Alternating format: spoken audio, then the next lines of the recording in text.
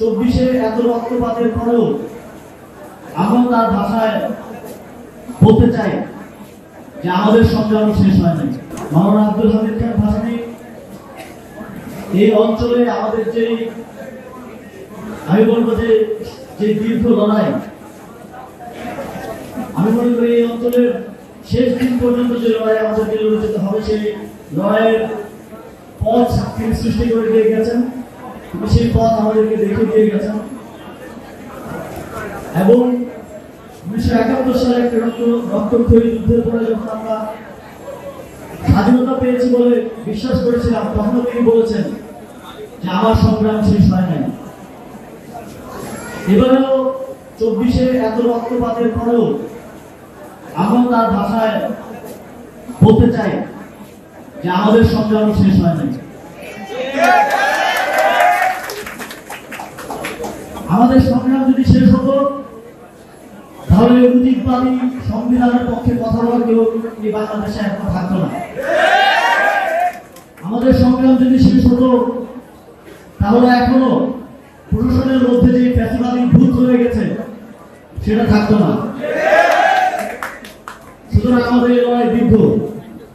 আমরা তো একদমই শুধুমাত্র শেখ হাসিনার পতনে দিতে পারতাম, কিন্তু এদেশের জনগণ জানে যে শুধুমাত্র ব্যক্তি শেখ হাসিনার পতনের মধ্য দিয়ে আমাদের মুক্তি সম্ভব না। দীর্ঘ 50 বছরে 53 বছরে যে ফ্যাসিবাদী ব্যবস্থা এখানে গড়ে উঠেছে, সেই 72 থেকে 24 পর্যন্ত তার ভিত অনেক গভীরে, তার শিকড় অনেক গভীরে পৌঁছত। আমরা শুধু গাছটা কাটতে পেরেছি, কিন্তু সেই শিকড় এখনো উৎপাদ করতে পারিনি। সেই লড়াই আমাদেরকে চালিয়ে যেতে হবে। সেই শিক্ষা আমাদেরকে মাওলানা ভাসানী দিয়েছেন, সেই পথ আমাদেরকে দেখিয়েছেন। বৈশ্বিক এবং অভ্যন্তরীণ ভাবে কিভাবে সেই লড়াই আমাদেরকে চালিয়ে যেতে হবে, সেই রাস্তা তিনি আমাদেরকে দেখিয়ে দিয়ে গেছেন।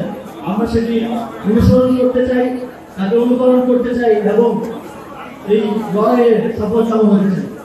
এদেশের ইতিহাসকে ক্ষমতাসীনরা বারবার তাদের মতো করে মোল্ড করে করে বিকৃত করার চেষ্টা করেছে, কিন্তু আমরা সেই ইতিহাসের সেই তাদের বানানো ইতিহাসের যে দেয়াল, সেই দেয়ালে প্রথম আঘাতটা করতে পেরেছি। আমরা বলেছি যে এখানে কোনো একক জাতির পিতা নেই। আমাদের অনেক ফাউন্ডিং ফাদার্স রয়েছে, তার মধ্যে অন্যতম প্রধান একজন হলেন মাওলানা আব্দুল হামিদ খান ভাসানী। আমরা আমাদের পরবর্তী প্রজন্মকে বাংলাদেশের যে ইতিহাস রয়েছে, প্রকৃত ইতিহাসটা তাদের সামনে তুলে ধরতে চাই এবং আমাদের যে ফাউন্ডিং ফাদারদের যে অক্লান্ত পরিশ্রম, সুদীর্ঘ লড়াই, আদর্য লড়াইয়ের যে ইতিহাস রয়েছে তা তাদেরকে জানাতে চাই। এবং আপনারাও সেটি ছড়িয়ে দিতে, সেটি সবার মধ্যে আপনাদের বাচ্চাদের মধ্যেও সেই ইতিহাসের যে সত্যতা, সেই সত্য এবং প্রকৃত ইতিহাস তুলে ধরতে সহযোগিতা করবেন। আপনারা জানেন, দায়িত্ব নেওয়ার পর থেকেই সরকার আমরা অনেকগুলো চ্যালেঞ্জ ফেস করছি। একটা দীর্ঘ যে ব্যবস্থা, একটা দীর্ঘদিন ফ্যাসিবাদী ব্যবস্থা প্রতিষ্ঠিত হয়েছিল, প্রশাসনের প্রত্যেকটা মানুষের মনে মগজে যে ফ্যাসিবাদী চিন্তা, যে প্রভুত্বশালী চিন্তা প্রতিষ্ঠিত হয়েছে, সেটা একদিনে কিংবা আমি মনে করি অন্তত 10 বছরেও সেটা উপরে ফেলা সম্ভব নয়। পুরো একটা প্রজন্মকে সেই ফ্যাসিবাদী ব্যবস্থার বিরুদ্ধে উঠে আসতে হবে, দাঁড়াতে হবে।